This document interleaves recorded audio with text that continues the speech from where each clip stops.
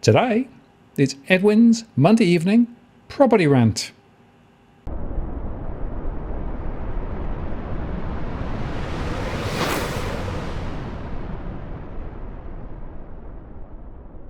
Hello again, it's Martin North from Digital Finance Analytics, one that is post covering finance and property news.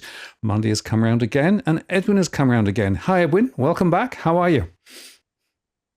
I'm doing, mate, really well, Martin. I painted my roof blue last year, so not, I'm not, I'm not expecting anything out of the ordinary. You have to, what's a word for it? Just combust, on the spot. I'm not. So you're protected from the Dusty lasers. tells me, that's it. That's it. Dusty tells me that she's been speaking with Meteor, and your new slate is blue. Is that correct? Well, it's actually a darker colour than that, but it's a lot thicker actually. I don't hear the birds wandering around on the roof now, and it's much quieter and warmer as well. So, yeah, the roof mission is now succeeded. So that's good. So let the weather come. Anyway, talking about the economic weather and the property weather, it is mad out there. So the political shenanigans have started. Everybody's now offering you money here and there and everywhere. You know, we'll extend the NBN, we'll invest in that. Why don't we just build some more roads and even Duttons on it as well? So wherever you look, the new year is started. I just wonder where all this money is going to come from. You know, I thought that the budget was pretty bust. So suddenly they're magicking money out of nowhere. Well, yeah, it's going to be interesting. It's same, but different. When you start really looking into the so-called what would you call it? You can't even call them policies at this stage. It's just wishful thinking and the wish list that what they want to what they're going to promise, and or is it a bargaining chip or a bartering chip? It's really like an auction, right? They're really going to start. Bidding. Both sides of politics are going to start bidding for our votes. Look, I think the winner is going to be that whoever really takes a hard line on the current immigration policy. And I mean, not as I said, not same but different. As you can see, even in that post, in that snapshot that I sent you, it's really all the one, yeah, similar to what you wrote. I mean, um, the policies there that are sort of talk about with regards to the housing solution. It's really all what the Labor government promised and didn't maintain, or if they're saying that they're going to go against the current numbers that are coming in. But at the bottom of that post there, of the extract, you see that hold on, we're going to decrease the migrants coming in, but we're going to increase and assure that we get good construction workers coming in, those that want to participate in the construction industry. So, yeah, again, it's taken from the left, given to the right, or is it taken from the right, given to the left? It's really, really add-ons. I mean, apart from that, is you've also got the other commentary that's been talked about that Prue McSween put up there, patting Dutton on the back, and I don't know why. Obviously, doesn't understand. She doesn't understand what goes on and what happens when people are have access to, okay, albeit their own funds, but have access to their own funds by the way of superannuation prematurely, or grants given by the federal government, or some sort of as I call it, JV enterprise put out by the government. It just means one thing: just makes property that young families, new first-home buyers want to get. It puts the price point further away. So, it's same but different. And the wheel keeps on turning, mate. The wheel just the merry-go-round just keeps on going around and around. Well, it's a really interesting observation as to the state of politics. I said a few weeks ago that I expected the next election to be very much based on housing, right? And it's already, proved to be there. But when you actually strip back and say, so what does it actually mean? What are you actually going to do? it's very, very unclear to me that really anything has changed. So a lot of the announceables that were on the Albo side were sort of hinted at earlier on. And on the Dutton side, well, it's pretty much an amalgamation of those things that he already had been talking about previously, but sort of put in a slightly shiny wrapper. So there isn't much more detail about anything. No, okay, it's early days, and we don't have to have an election until May time. But I do think that there's a really big issue that people have got to wake up to. And that is that the big question is whether, in fact, those rate cuts that everybody's hanging out for are likely to come. And, there's an article like this one, which says the dip in the dollar spells trouble for the RBA rate cut. And it's interesting that the federal deficit's pretty big, and a rate cut before the federal election, which must be held on or before May the 17th, would bolster the government's economic credentials. But it's not a done deal because the depreciation to a 5-year low poses fresh inflation risk for the Reserve Bank. And that basically then begs the question as to whether it's likely or not. And of course, everybody's now chatting about the ASX to fall, markets fret, the Aussie dollar drops. Could it put off cuts? Possibly could. Nobody quite knows. And the interesting question for me here, Edwin, is to what extent this is being driven by international factors. So we know that bond yields around the world are actually much stronger than they were previously because now markets are taking account of the Trump effect. And that's having a spillover effect in the UK. So UK gilts have gone way high. That's the treasuries in the UK. As a result of that, they're now fretting about what's happening in the UK. And so there's local and also international factors, but the international factors are pretty consistent, high US, bond rates, and therefore the very strong dollar. But the international factors may be consistent, but the local factors are actually still there as well. And I do think that in Australia and in the UK, local factors with regard to the economic performance are going to have a significant impact too. I'm not banking on a rate cut before the May election. And it's interesting that there was a Bank of America report that came out regarding the US that said that the Fed has perhaps finished its rate cut cycle and the next rate move in the US could be up. So if that is the trajectory of rates, boy, it could be interesting. So, we've got all this political shadow boxing, but actually rate cuts may not be coming. That's an interesting point that you raised, Martin, because it's going to put, obviously, a lot of doubt and concern in potential vendors and sellers' minds moving forward.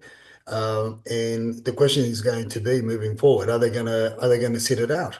Are the numbers going to stay relatively low in comparison to the demand that's out there? And what's been shown over the last few weeks, from the start of the year, how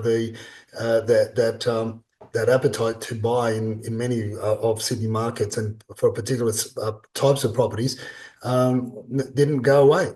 It didn't take a holiday. The reports across the board in Sydney from the people that we talk to, the reports are very strong when it comes to a type of property, a style of property, and how it's presented. And the inquiry is very, very strong, considering the end of the year, is when things cool down in terms of the activity. Now, what we have noticed with regards to activity, the selling agents are tired, the poor little bunnies that work too hard during the week, so they've taken a breather.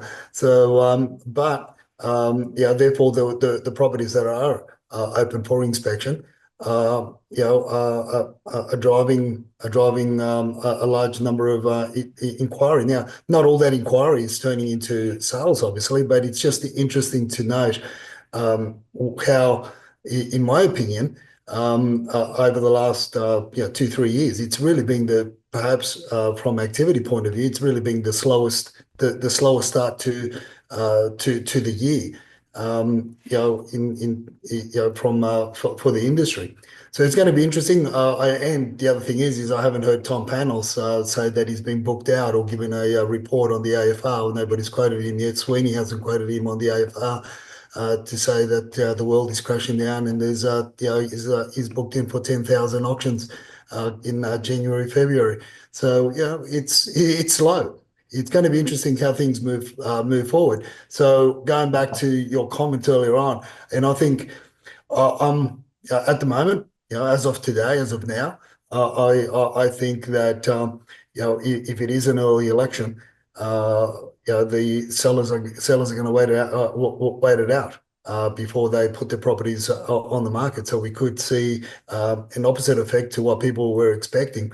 Once the sense that rate cuts aren't on the card early in the year. It's going to be later on in the year, potentially later on in the year. Therefore, they're not going to achieve they weren't going to achieve the right price. Now, with a potential change of government, it could mean a different dynamic. So the question is going to be, obviously, from our point of view, is looking at what the policies that are coming out, what they're promising, what they want to do, what they don't want to do. We're obviously going to be keeping a close eye on numbers, construction activity, and everything else in between, pre-election and post-election. But so far, from our inquiry with the law firms that deal with migration, the migration lawyers that specialise in migration, and also the agents that Dusty and Evan talk to, things haven't slowed down. And they don't feel that things are going to slow down with regards to immigration.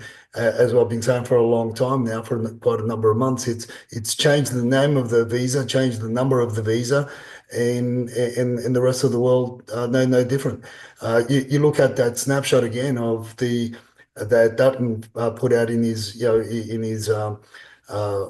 you want to call it, in his manifesto. On how they're going to the Libs are going to win the election, and it really says it's very wordy, says a lot, but says nothing. And when you start reading between the lines, I mean, you read some of the points there, they contradict each other on that one page. I haven't read the whole transcript, but it's quite an interesting points in relation to property, and obviously all the other policies are going to back up what, as you say, what the RBA are going to do, what's going to happen from an economic point of view. But as you know, Martin, you and I know that a lot of the people, as I've been saying, is that when they make property decisions, they're not basing it on logic or reason or they're really basing it on emotion and taking, it's a roll of the dice. That's the unfortunate dynamics that in the most part we face here in Australia. And then you throw a few other things into the mix, and people FOMO on fear of missing out, and numbers change a bit, going up and a bit going down, and it influences and impacts the markets for a month or two before things change. It's going to be interesting for the next few months. Needless to say, but I personally, because of how I've seen from the selling side and of real estate, and also acting as a buyer's agent for the last 6-7 years, it's a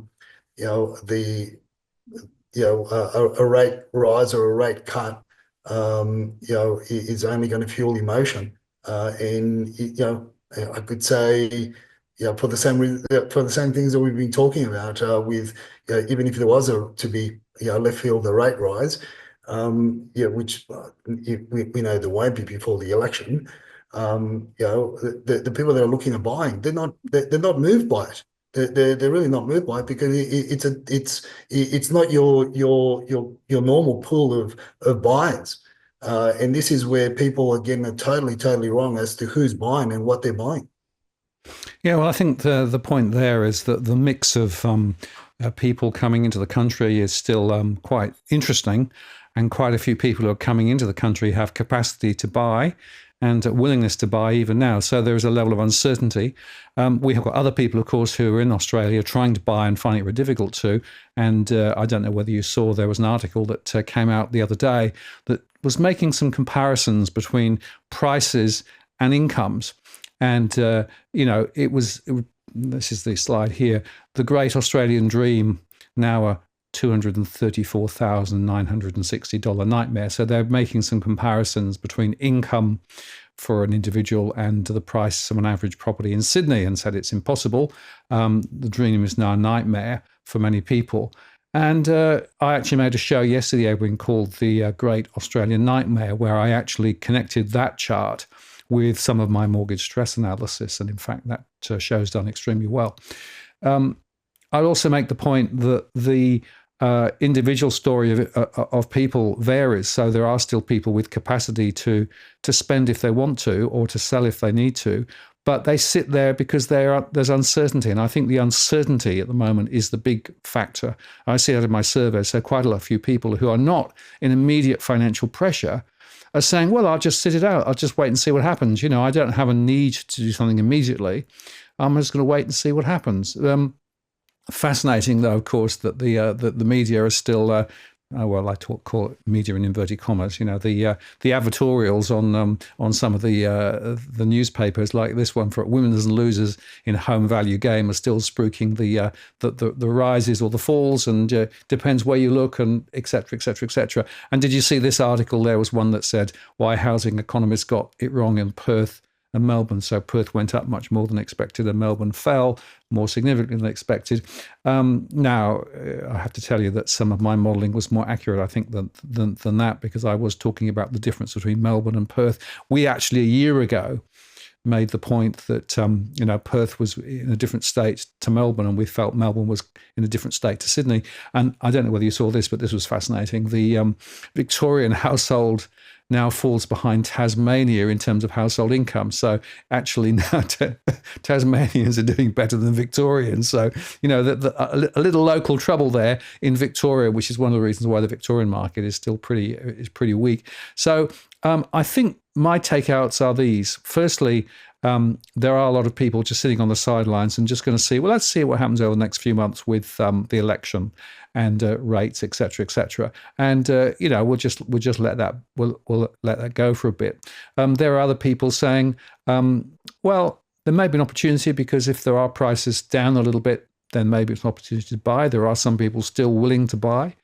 But at the moment, if you look at the auction stats, not a huge number coming up, so people are taking it a bit slow, I think, at the moment.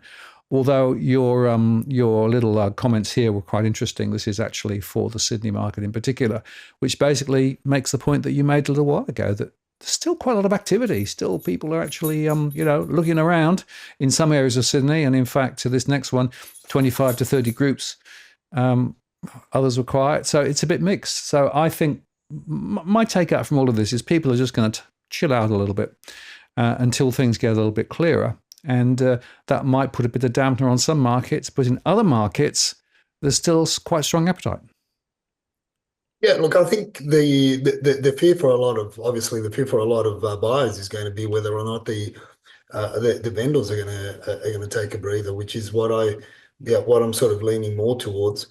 And that is because, as I said earlier on, they'll wait it out until post the election to get to perhaps get a better result. And look, at the end of the day, as I keep on saying, is the Sydney market, the Sydney region is a very small market in comparison, and we've got really small numbers. To some 16,000 on market may appear to be a big number, but it's not. Not when you've got the population growth that we've had, and also before all this, before the pandemic and everything else, before the lockdowns, and literally before 2019, 2017, 18, the numbers were above 27,000 in terms of property sale market. And look at where we are now, and we've grown in leaps and bounds over the last couple of years.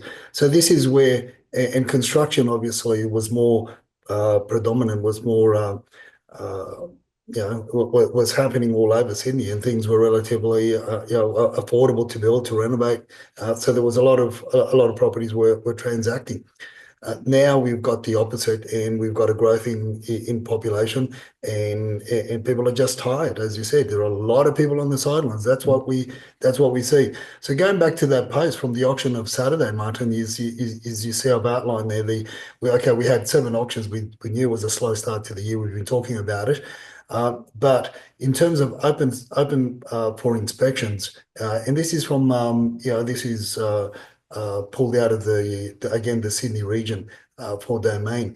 3,797 homes were open for inspection across New South Wales last week. Last week, which is a very low, very, very low number. I did that snapshot on Saturday morning.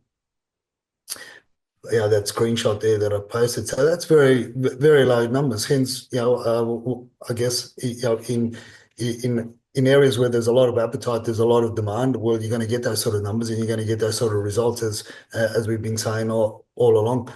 But again, moving forward, you may say, well, what of the Australian dollar as well? And this is, for me, it's an interesting post, and also the comments that followed on this post, and what you brought up earlier on as well with your commentary there with regards to the economy. And I mean, it's even if this is what Crashman writes, even if the RBA gives a rate cut February 2025, Australia is going to experience imported inflation with the Australian dollar exchange rate under 62 cents.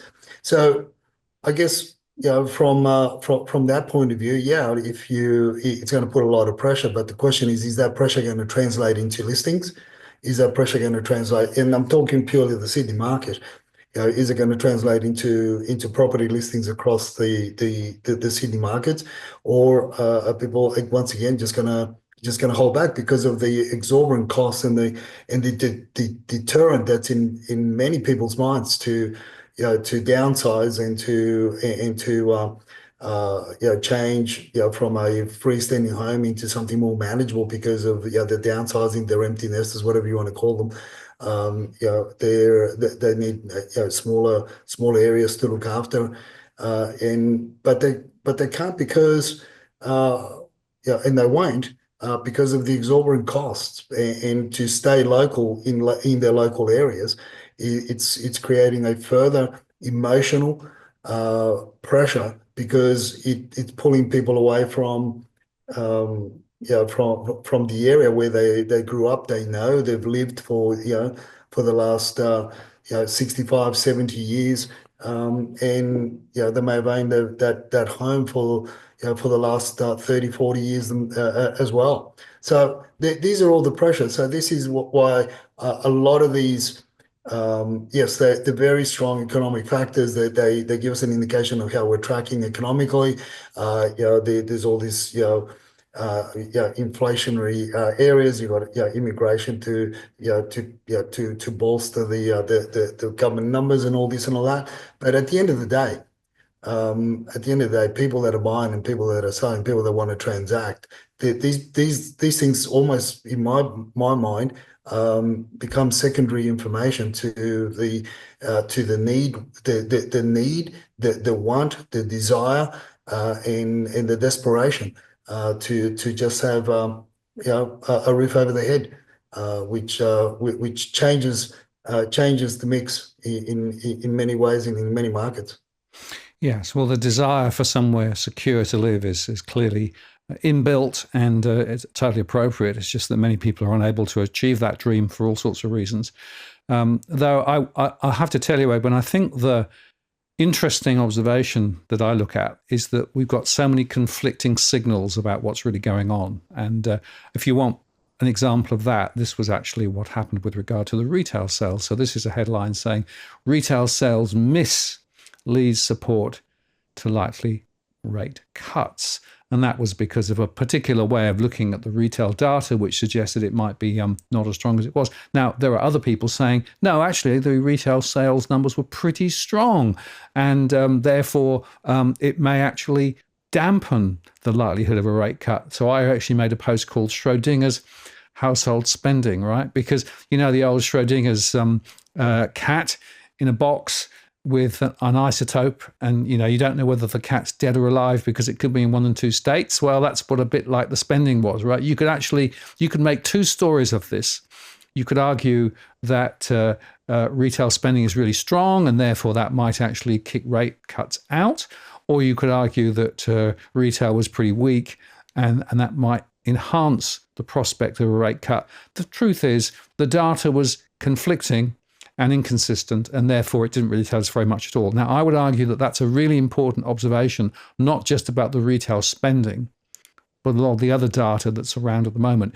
You can almost make the data say anything you want it to say because there are so many conflicting signals, and every time you see one piece of data going one way, another piece of data might be going another way. So exchange rates would suggest that rate cuts are less likely because inflation is going to be imported. Oil, of course, for example, is going to be more expensive in US dollars. On the other hand, the other side of that is that the tax take from Australian government perspective will include a lot of US dollar denominated tax. And so if you think like some of the international trade that Australia is involved in, that's in US dollars, which means that the tax take back into Australia could be quite a bit bigger than it was actually thought to be the case.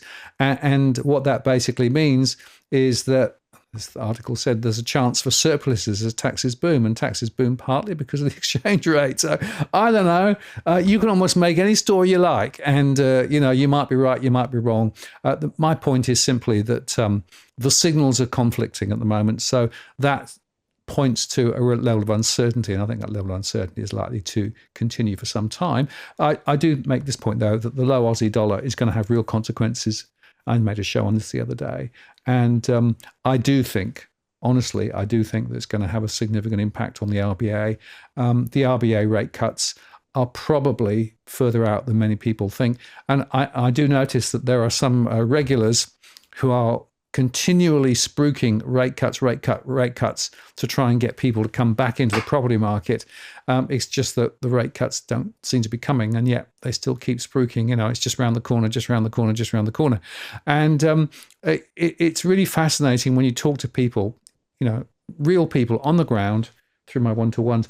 They are much more acutely aware of some of these issues than many would have expected, and are much more skeptical of what's going on than what's being written in the newspapers and being spoken about on some of the other channels as well. So to my mind, there are a lot of much more genuine, real people who are much more acutely aware of the real factors. And because of that, you'll sit back and just wait and see what happens. Now, that said, of course, there is a question of, do you feel lucky, Edwin? I mean, do you feel lucky? Is there a chance? What about this little roll of the dice then? Is this a way out of the problem? Well, again, this is going to be one of those decisions that many people are potentially going to make based on emotion rather than on common sense. It's rather interesting. We've been speaking about this development for over the last couple of years, and we've watched it. We watched the sinkholes appear, and you sort of have to wonder where, what. First of all, my question's always been, what are they building on top of? And we all know that, and it's that they're building on top of old mine shafts and waterways that could go, every which way. And when you're putting all these monstrosities on top of that, on top of those areas, those old coal mines, you're going to expect trouble. But it's rather interesting. I couldn't read the whole article because there's a paywall on it, so I just sort of try to get as much info as I can, and I call a couple of people that are to try and get some a little bit more background on what was being said. But it's interesting that in this instance the bank, the receiver has given the people that have put deposits on, off the plan deposits for these apartments, they're given an opportunity to take the deposits back plus interest. That to me was rather interesting. So there's a bit of money back. There's a bit of money being held there. But then again, it could simply just be that the real estate agents have done the right thing. and that is they didn't pass on the deposits to the release the deposits to the vendors, as we've seen historically in some of the Sydney developments and those dodgy developers, and they've kept them in trust accounts, and also they've because it's been a long wait. Typically if it's longer than 6 months, you basically put that deposit into an interest-bearing account for the purchases. So they can take that and walk, or the other option is perhaps stay on and see who takes over the project. You'd be you I don't know you'd first of all, I think any builder or any developer that takes on this project for all the various reasons that we've seen in the past, you got to have big balls. You got to have big cojones. So, or perhaps perhaps high-rise Harry. He's only a short bloke, but he's got big balls, and maybe he's taken over the project. There aren't many that would take it on, and if they did take it on, they'd take it at cents in the dollar, in my opinion, because of the liability moving forward. So it's going to, it's obviously, an interesting scenario, but the takeaways from that is the what's happening from with construction around the flawed construction around Newcastle. It's only going to get worse, in my opinion, and there's going to be a lot more issues happening in Newcastle. And one of my, I was putting together the next few predictions for 2025, and Newcastle was part of it. And then one of my contacts sent me this, and it was just so timely. So, because I had a prediction about Newcastle, which I'll share later on. That was the first thing. And the second takeaway from this, Martin, is the simple fact that we really can't build. We really can't build high-rise, or as I've been saying for a long time, there's only a handful of companies that can build high-rise, and you'd really trust if you were to buying into one of the developments, to have the confidence that you can make claims against the building and against the owner's corporation or the developer, in 4, 5, 6, 7 years down the track, and also obviously hand in glove with that is there's not a lot of strata companies that are also transparent, that would take on the building and they would manage the buildings properly. And this is where a lot of the issues also arises, because they've got bad strata management companies.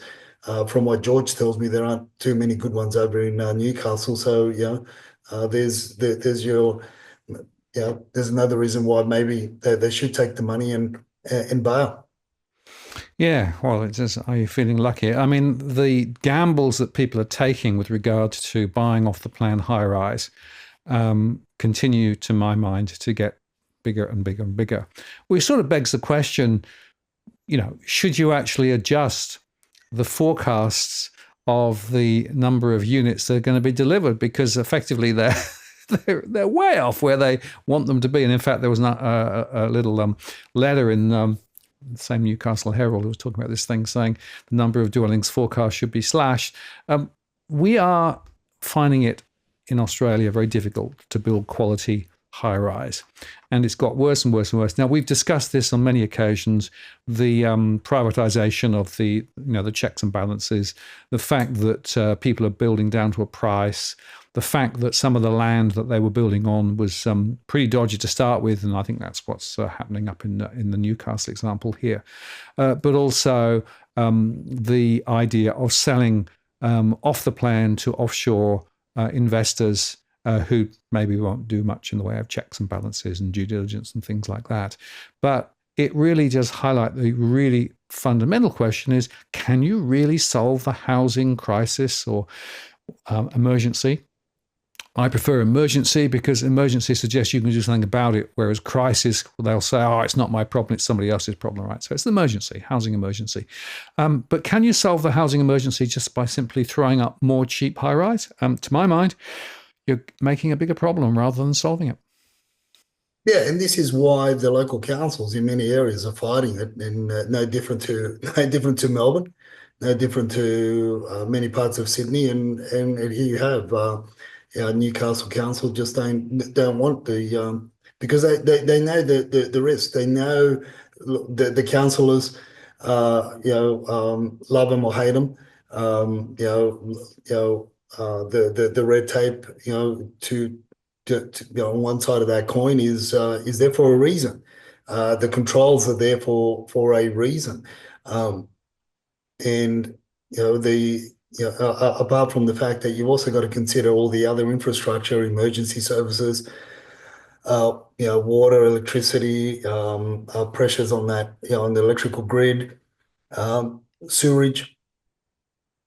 Yeah, and all those things that many people don't think about. Look at the fires and the issues that are happening over in California and Mm. Palisade, and, that those parts of the world where you've got 40, 50, 60 plus $1 million homes just literally turned to ash.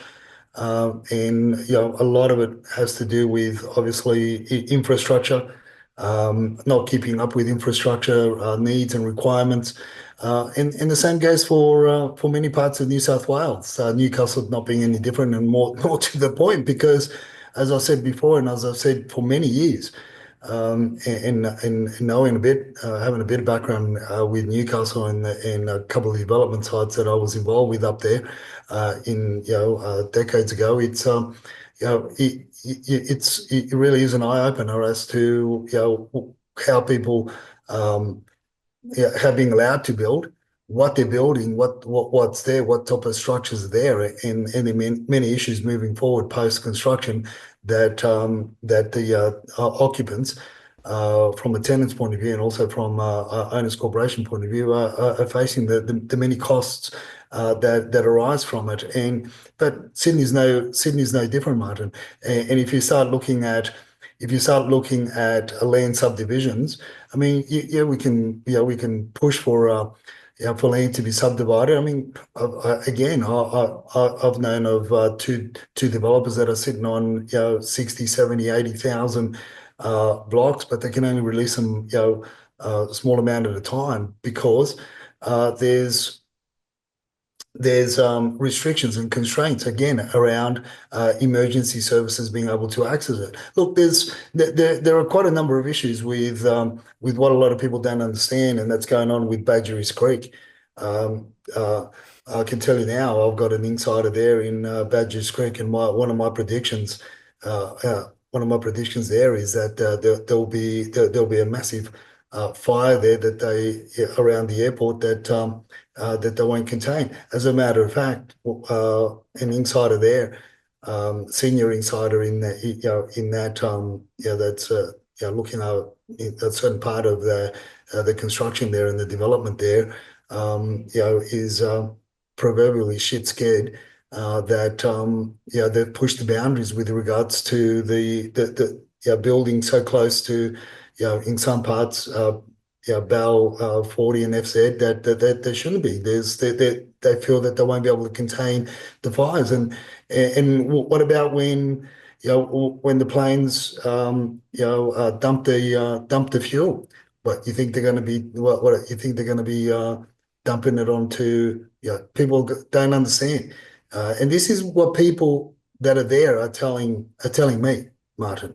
So as I said, one of my predictions moving forward for 2025 is may not happen in 2025, might have to hold that one back to 2026, depending on when the airport opens up. But it's not really a prediction. It's what they're telling me that has a very high chance of happening. But yet the push to build and push those boundaries by the governments of all persuasions, and because of what's happening and the growth that they're experiencing, and again, it all comes back to follow the money.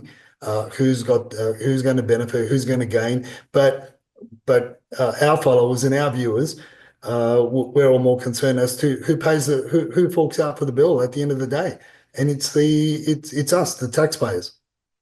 Yeah, and if you want another example of that, Edwin, this is absolutely disgusting situation. So, the Australia will need gas imports despite a 2025 surplus, the ACCC warns. So, fascinating analysis here. This is from the Australian Institute. 82% of gas is used for exports. We actually use 7.3% of the gas produced to convert the LNG into to convert the LNG. So you have to sort of use the power of gas to be able to convert the the gas into LNG that you can export it.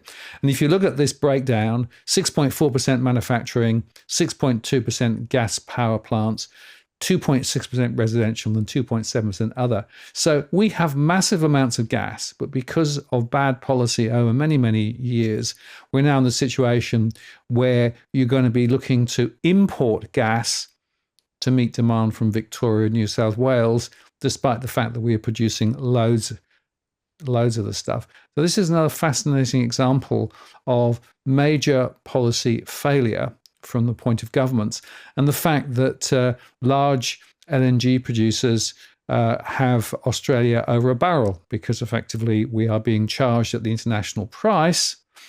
And of course, as the demand for LNG goes up, as it is at the moment because of the cold pressures in the Northern Hemisphere, that's putting the cost of electricity up to the point where many businesses are going out of business in Australia. So this is another classic example of major policy failure.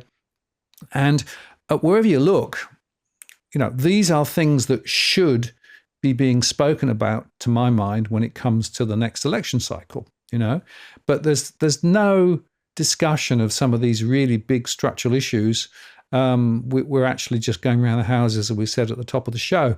So from my mind, this is another example of government failure. And I'm afraid that there is structural failure that we've seen, whether you look at LNG, whether you look at housing. I could go through a whole long list of other things. The healthcare sector, for example, another example where effectively bad policy over many years is just coming home to roost now. And it's like, if you'd run the tape back 20 to 30 years and made different decisions then, you could actually have been in quite a different place to where you are now. So that's the first point. The second point then is, but don't just keep doing the same stuff again, assuming a different outcome, because you won't get a different outcome, right? If you build more high-rise, poorly certified, poorly constructed high-rise, you're going to get more people with property that's going to have more defects over the next decade or two, which is going to be a huge impost on those individuals and, of course, on society in general. If you continue the LNG policies the same way that you are at the moment, you're going to have ever higher energy prices, and you're going to be ridiculously re-importing LNG from overseas to be able to stock up gas in the southern states. And that's going to put higher pressures on people and businesses, and that's going to keep the cost of living higher than ever. So the point I want to make, migration, another one, right? If you actually dial back migration to a more sensible level, you could take some of the pressure off the property sector. But no, we need to import more construction workers. It's like, you can't make this stuff up. But there are policies that could be done, but they won't be done because they are departing too far from the same old, which both sides of government are still preaching. Yeah, and it goes back to a lot of, a couple of the points that you raised. It goes back to how important it is to understand those not only a certain part or certain number of government policies that have an impact on the economy, like you're saying with energy. We're paying exorbitant. We export the raw material, we get it back in refined, and then we're paying 4 or 5 times more than what we should be really paying, and therefore we can't manufacture, we can't produce anything new. So if we can't produce, we're left in our mining sector, and agriculture is going to be taking a beating as China's economy shrinks, and we're going to know more towards the end of 2025 and more so in 2026, as the WeChat chatters have told us, and it's apparent anyway. So it means that what the only other way to fool the people in trying to keep inflation down is by immigration and education, and that puts again that's the vicious circle that puts strain on local needs for tenancies and local needs for housing, for permanent housing. So yeah, that's that vicious cycle that they don't want to they don't want to upset, some people. They don't want to upset because it really has a huge effect on the other side. But realistically, at the end of the day, what are we doing? The other side of that also is in order to maintain all these new policies, to maintain all these new um, uh, announceables, you've got to create committees, and you've got to create think tanks, and you've got to create all these other groups, and they get paid exorbitant amounts of money. And correct me if I'm wrong, you're probably more up to speed with the numbers, but out of the 275,000 so-called new jobs that have been created over the last couple of years under the Labor government, 137,000 of them have been public servants in that industry. Because of what? You need think tanks. You need people to new people to look after the new um, uh, uh, you know groups that have got to look after the pet projects that different ministers run with, and want to sort of and become their little the little pet project at the cost and at the behest of, in many parts, the behest of the minorities, and the majority pay for it. So yeah, this is the vicious circle that we're confronted with. But then, of course, obviously, that has an impact on what the RBA does, what it doesn't do. And if that one of those reports that you put out, if they're talking about, because of the low spending, therefore, it may make the RBA drop interest rates. I mean, but they don't want to really tackle the reason why aren't people spending, because they can't afford to have 3 square meals these days. They've got, most household, a lot of households that are under economic pressure, are getting through with one, and it's shameful. It's a shameful state of affairs that we're in. But this is it. So, with all the different points, with all the different indicators that we see, with all the different with all the noise that is around. Obviously, we try to dissect it and sort of try to mesh some of it together to help our followers and our viewers. This is why it's more important to look at what's going to happen moving forward with the numbers, because the numbers and the activity around the dynamics of marketing campaigns, and also the amount of properties on the market, and what agents are saying is going to be very, very, very important, which is something that we like to bring to our followers and our viewers, because, as I said, a lot of these, you know, people are going to be, making decisions based on what they hear as well, and what real estate agents tell them, and what's front of mind in the, in the legacy media, what's been pushed for that weekend or that week or that fortnight, what's been pushed by the legacy media in order to persuade people to either buy or sell. The other thing there, Martin, is I've been thinking a lot over the last 3 weeks, is with this huge push for construction, right? With this huge push that Dutton, Alba, whatever, wanting to, and even the state premiers wanting to, kick off Highrise. I've been, thinking more and more as to who are going to be the bunnies that are going to be buying these, and I tend to think that in many in the majority, the bunnies that are going to be buying these off the plan apartments in order to stimulate construction, because you've got to have a certain amount of pre-sales. You've got to have pre-sales, and the banks have got to see the legitimacy of the pre-sales in order to fund the developers and builders to build these projects. Without it, you can whistle Dixie. You're not going to get a cent from the bank. No bank is going to back you. And there aren't that many cashed up developers, floating around with 150, $200 million in the back pocket. So you're going to need all these pre-sales. Who are going to be the bunnies? I mean, the bunnies back in 2012, when they changed the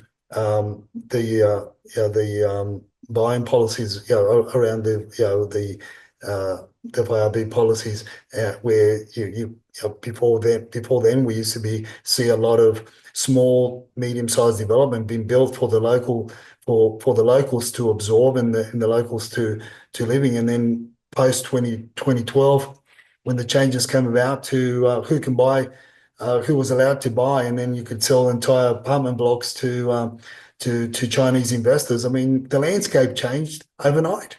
Areas where you wouldn't build more than a 35, 37, 42 a block of units. All of a sudden, you saw monstrosities of 120, 150 on the same block of land, and they just dug a bit deeper, and then all sorts of troubles happen moving forward. And we haven't learned, and they want to reignite 2014, 2015 again, because the state governments and the both all sides of politics were that's when they got hooked on the LSD of stamp duty. And they haven't been able to kick that habit, and now you need another group of bunnies. And sadly, I believe it's going to be the silent tigers, the not so smart silent tigers that are going to be buying off the plant because of the speculative gains that they've had over the last 2-3 years from the developments that have happened over in India, and the big boost of construction and development there in India, and the huge amounts of money that they've made, and they're going to speculate in our market, and I think they're going to be the bunnies, and therefore you've got to keep that gateway open for that investment to come in. Hence the reason why I don't believe what Dutton says, what Albo says, what anybody says with regards to lowering the number of migrants or the classification of migrants, and I'm more concerned for the Aussies that want to get into the property arena and want to get into the property market, as more concerned as to who's coming over, from all sides of things. If the Australian dollar continues to tank, guess what?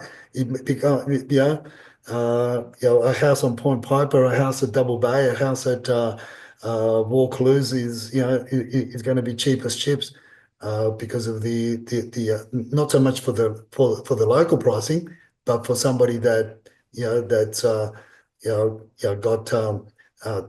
two Aussie dollars to the one US, or whatever other currency they've changed, because our currency has just gone to confetti. Yeah, I think that's a very important factor. And with the exchange rate where it is, and it's going to stay low for quite some time, clearly that's making our property cheaper from an international perspective. And, there are people looking at different markets around the world and thinking that maybe Australia is a good place to buy, and, speculation, et cetera, et cetera. So another point I'd make in all this is, we've mentioned it before, but just to re-emphasize it again, there are large corporations in the property sector and in the LNG sector and in the finance sector, et cetera, the mining sector, who are actually doing really, really well out of all this, thanks to government support, directly and indirectly. And of course, they also have heavy lobbying power and heavy influence with regard to policy.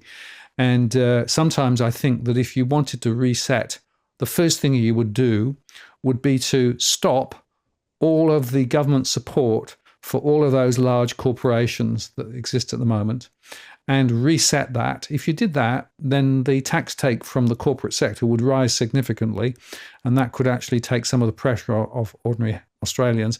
And it will also change the game in terms of the relative benefits of some of the stuff that's being done at the moment, which is to the benefit of those corporations, particularly international corporations like some of those big LNG players, rather than local businesses. So to my mind, again, it comes back to there are levers that could be pulled, but neither side of politics are going to pull those levers, because they're actually too far from the what's been happening the last 20 to 30 years, and nobody wants to rock the boat.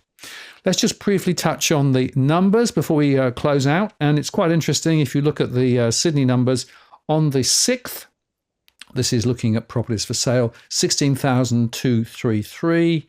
Jump forward to the 13th, 16,446. So a small rise, although interestingly, Edwin, the numbers are significantly lower than they were, if you look back a few weeks.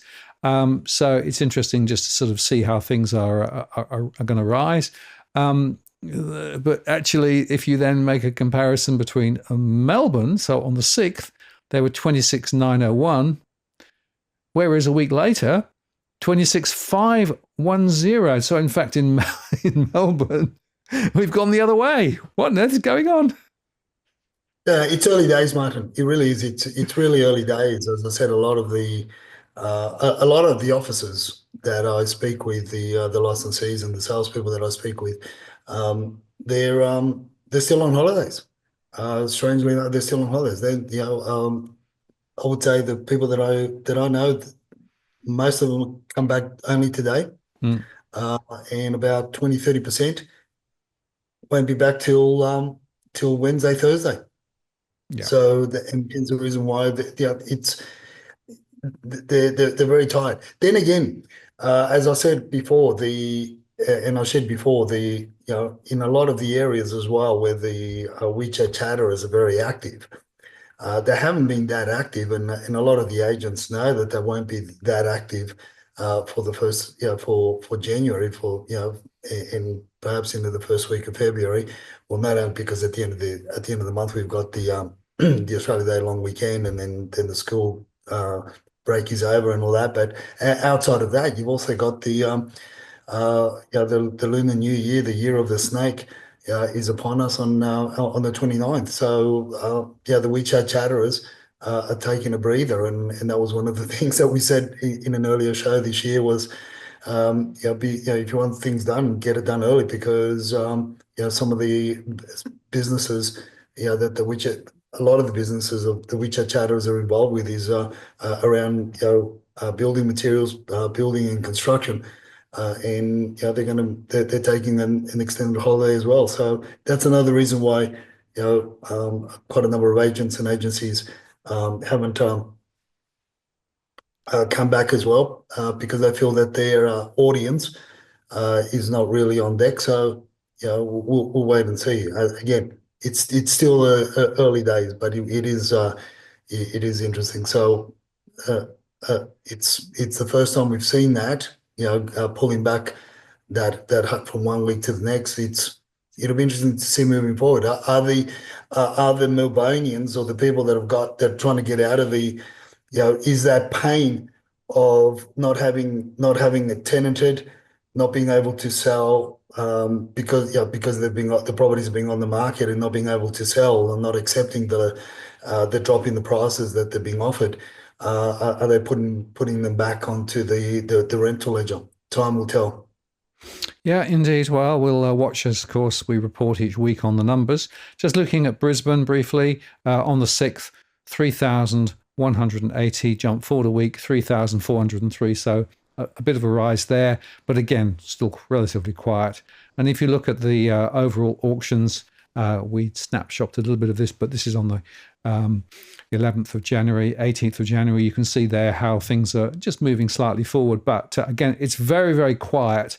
And I think really until we actually start seeing some momentum probably into February, we won't get a read as to how things are absolutely developing. On the rental side, on looking at Sydney on the 6th, 14,117. 14,822 a week later on the 13th. And in the Melbourne market on the 6th of January, 12,638 compared to 13,701. So there are actually more rental properties coming on, and that might have an impact on the rents growth. The latest data suggested perhaps that the rental growth was easing, although I'm a bit skeptical of those numbers. Again, it varies depending on where you look. So I think you're right, Edwin. It's early days yet. The new year really has only just started to kick off. A lot of people are still away, and agents are taking a bit of a holiday, etc., etc. So ask us again in 2 or 3 weeks, and we'll have a better read as to what's going on. But before we close off, you have been evolving your predictions for 2025, and you've got a few more to share. As I said, I usually like to have about anywhere between 10 and 15 predictions at the beginning of the year to see how we go. Try to bring some insights, some cheeky ones, and depending how I feel and the mood that I'm in. So rather than having a tip, or maybe it's a tip, the predictions could be tips, Martin. But don't, it's not financial advice, and I'm not telling you to go put it all on black or red on the casino. Um, Prediction number 8 was Newcastle. I feel is going to be rocked with a similar earthquake as we had in 1989. And I guess that's also because of the conversation that we're having with some of the people that know a little bit more about Newcastle than many and what they're worried about. So this is why I put these ideas together. So you never know. So we could be, hopefully not. And I don't. Hopefully the devastation, it's just a thought because of what I hear, what I feel, what I see, what's happening across the world, and we're not immune to it. And also we're definitely going to have the bidding war that's going to commence between the libs and the labs, which has already commenced, and some might say, oh yeah, you're only saying this because you know that the elections were truly on the boil. I should have put this out on Friday, but I didn't. Between the libs and the labs, and and it's going to be interesting to see which party dishes out. They're going to be fighting for, as I said, fighting for our vote. But the grants are going to start coming, thick and thin, and as we said earlier on in the show, which is going to then make people change their minds about buying and selling as well. So it's but not understanding the fact that these are just promises, announceables. That in most cases they're not really kept and they're not really thought through. And in the majority just adds more pressure, more weight to the value of the property and the sacrificial lambs are always the first time buyers. And number 10, Sydney, from what I've been just watching and listening to and watching around the world. I'm a believer that Sydney's going to be hit with devastating floods in the west. I think to me that's always been on the cards, and I feel that we're getting a lot closer to that because of the pressure that's put on the land with some of the areas that have been subdivided, and because not so much because of the rainfall changes, but more so because of how the waterways and the natural easements have been being diverted or blocked or re-diverted or not really managed properly. Is my thoughts on that, and just going through some of these subdivisions, some of these areas. It's just like I said with regards to Badger's Creek and the fear from our insiders that have with regards to major bushfires around there, because of the fact that they're not taken into account properly in the fudging reports as they go. And I also feel that there'll be bushfires in the northern region of Sydney, again because of the people that I talk to and what's happening, and with lack of management, around the Lane Cove, corridor and the Lane Cove River corridor, those areas where people are just are ropeable with the stuff that's being allowed. The same could be said for a number of parts of Sydney with regards to bushfires and management. But there's there are a lot of chatter. There's a lot of chatter around the northern region, and the northern beaches as well, with regards to bad management, and look at what we're seeing evolving in California. Most of it's infrastructure issues, but as well as bad management of the flora and the fauna. Yeah, it's interesting because the reports that I'm reading suggest that there's been a lot of development into the bush in and around LA, and therefore, there's much higher density, much further intruded into the brush that's there. And as you say, they haven't invested in infrastructure. It sort of sounds horribly familiar, unfortunately, doesn't it? So if you get a turn in the weather, the risks are much higher. And I suspect that the risks are higher in Australia. Of course, I recall the big fires from a few years ago in Australia. We were down in Thurl, actually sent Jill to New Zealand for 2 months because of the smoke in the atmosphere for such long. She had difficulty breathing. But it just highlights the fact that there are consequences of bad planning. There are consequences of bad investment in infrastructure. And some of the consequences, sometimes when they come home to roost, come home to roost in a way which is really, really scary.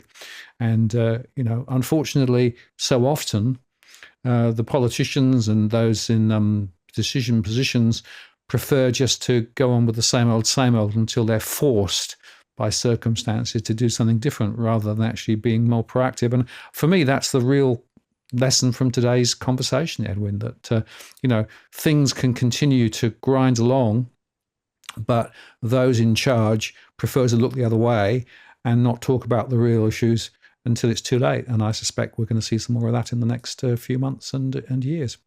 So not a very positive way to start the year, but I think a realistic way to start the year. Well, I think positivity starts with realism, and realism leads into preparedness to have a better outcome. So then you stay, it's like you say, it's facts, points, indicators to help navigate through all the darkness, the smoke in the mirrors that are just before anybody wants to go in front of anybody wants to navigate through that through the pathway. And as I said all along, also it's not only with property, with buying property, but also comes back to with the area, with the aspect of or the arena of the rentals as well, because they're big decisions that families and young people, people in general have to make, the elderly, all these things. So I think I think it's somewhat positive, or call it constructive is the better word. Hopefully people, I know that our followers and our viewers follow the advice or the general conversations that we have, and they pick the points and they understand better than the average Joe out there that's just trying to lean on selling agents to give them decisions as to whether or not they should buy a property, or developers, to tell them, and builders to tell them, that what they're building is a great project, and they're gonna have a great windfall moving forward. That's it. So there's your positive outcome. Yeah, spot on. Well, I think the point is you can take more control, and if you ask the right questions, then you can perhaps get a better outcome. Edwin, thank you very much. As always, great to catch up with you. We'll do it all again next week, and there'll be plenty to chat about then. And have a good meantime. See you later. All the best, Martin. Take care. Bye.